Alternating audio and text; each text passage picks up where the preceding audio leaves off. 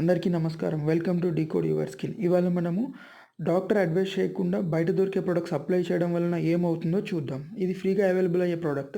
ఇది అప్లై చేయడం వలన ఈ స్కిన్ పైన ఇదంతా కూడా ఇలా అయిపోయిందనమాట. ఇది తామెర అంటాం అనమాట. Fungal infection tinea. దీనికి ఆ రింగోజన్ అనేది సాలిసిలిక్ యాసిడ్ బేస్డ్ అప్లై చేయడం వలన స్కిన్ అంతా కూడా బర్న్ అయిపోయి ఇలా తయారైందనమాట. అందుకని మీరు ఏది అడ్వైస్ చేయకుండా మీ సొంతంగా అప్లై చేయడం వలన ఇలా అవుతుందన్నమాట. అండ్ ఎప్పుడైనా సరే మీరు ఏదైనా అప్లై చేయకముందు ప్రాపర్ డర్మటాలజిస్ట్ ఆర్ క్వాలిఫికేషన్ చూసి వాళ్ళ దగ్గరికి వెళ్ళి కన్సల్ట్ అయిన తర్వాతనే అప్లై చేయండి. లేదు అని అంటే అది ఏదైతే మీకు ప్రియర్ ఉన్న ఇన్ఫెక్షన్ కన్నా ఎక్కువ కూడా ప్రాబ్లం అయ్యే ఛాన్స్ ఉంటుంది అనమాట. అండ్ ఇది అప్లై చేయడం వల్ల అది ఎక్కువ అవుతుంది అండ్ ఉన్నదంతా కూడా డ్యామేజ్ అవుతుంది.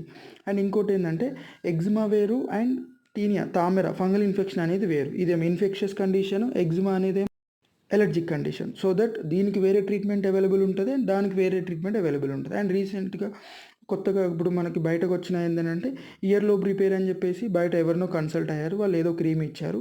అక్కడ అసలు రిపేర్ చేయడానికి ఇయర్ లోబే లేకుండా తయారైపోయింది అనమాట. అందుకని దిస్ ఈజ్ ద కేస్ అనమాట. ఇది చూడండి ఎలా అయిపోయింది. అక్కడ ఇయరే లేదు రిపేర్ చేయడం కోసం అనమాట.